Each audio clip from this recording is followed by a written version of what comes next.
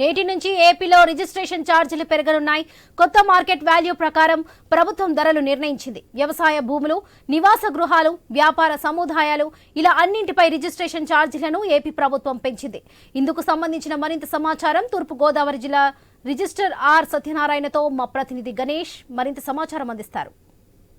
రిజిస్ట్రేషన్లకు సంబంధించి కొత్త మార్కెట్ విలువ ప్రకారం రేట్ల పెరుగుదల అనేది అమల్లోకి రావడం జరిగింది.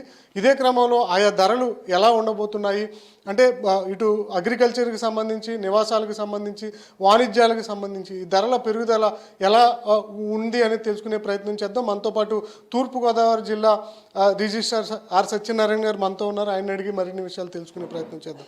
సార్, ఈ ధరల పెరుగుదల అనేది ఎలా ఉంది సార్? అంటే నిన్నటి వరకు ఎలా ఉంది, ఇవాళ నుంచి ఎలా ఉండబోతుంది? కొత్త మార్కెట్ విలువలు మనకి 1-2-2025 నుంచి అమల్లోకి వస్తాయి. పాత విలువలకి స్వల్పంగా పెరుగుదల చేయడం జరిగింది.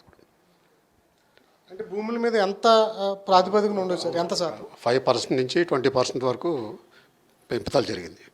అక్కడ ఉన్న లోకల్ కండిషన్స్ని బట్టించి ఆ రేంజ్లో పెరుగుదల జరిగింది. అగ్రికల్చర్కి సంబంధించి ఎట్లా ఉంటుంది? ఇదే రేంజ్లో ఉంటుందండి. కొన్ని చోట్ల 4 సంవత్సరాలుగా రివిజన్ జరగలేదు. అటువంటి చోట కొంచెం స్వల్పంగా ఎక్కువ పెరగడం జరిగింది. మిగిలిన చోట తక్కువ పెంచడం జరిగింది. అంటే మన రాజమండ్రి సిటీలో అగ్రికల్చర్ ఉండదు కాబట్టి ఎక్కువగా నివాస స్థలాలు, ఈ అపార్ట్మెంట్లు అనేవి ఉంటాయి సార్. అపార్ట్మెంట్ల మీద ఎలా ఉంటుంది? అపార్ట్మెంట్ మీద సెపరేట్గా ఉండదు. 5-10% పెంపుదల జరిగింది రాజమండ్రిలో. అంటే first floor, ground floor, second floor అవి ఉంటాయి కదా. దానికి క్యాలిక్యులేషన్ ప్రకారం, ఇవి పెంపుదల క్యాలిక్యులేషన్ ప్రకారం, దాని ఫార్ములా ప్రకారం క్యాలిక్యులేట్ చేసి దాని రేట్ నిర్ణయిస్తారు. వ్యాపార సముదాయాలకు ఎలా ఉంటుంది? అదే రేషియోలో వస్తుంది. అది వ్యాపార సముదాయాలకు కూడా అదే రేషియోలో వస్తుంది.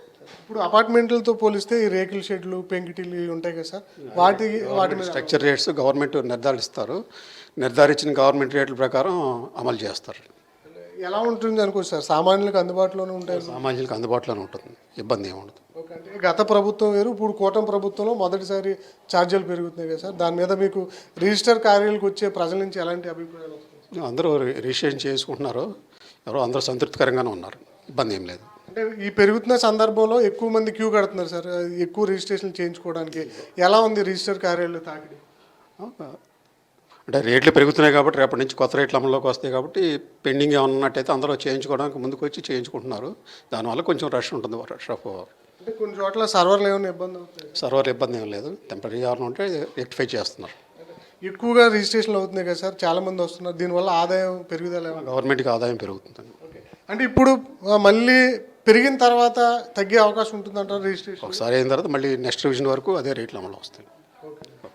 మనం చూస్తున్నాం కదా, మొత్తానికైతే ఆయా అభివృద్ధి అంశాలకు సంబంధించి ఆయా అంటే అపార్ట్మెంట్లు కావచ్చు, లేదంటే ఈ అగ్రికల్చర్ ల్యాండ్స్ కావచ్చు, వ్యాపార సముదాయాలు కావచ్చు, లేదంటే ఈ పెంకిటీలు కావచ్చు, ఇలా చిన్న చిన్న ఏవైతే ఉంటాయో వాటికి సంబంధించి దాని వాల్యూ ఏదైతే ఉందో దాని ప్రకారం 6% నుంచి 20% వరకు కూడా రిజిస్ట్రేషన్ ఛార్జీలు పెరిగినటువంటి సందర్భం అయితే ఉందన్నట్లుగా రిజిస్ట్రార్ సత్యనారాయణ అయితే చెప్తూ ఉన్నారు. కేవలం తిరుమలతో గణేష్ న్యూస్, తూర్పుగోదావరి జిల్లా నుంచి.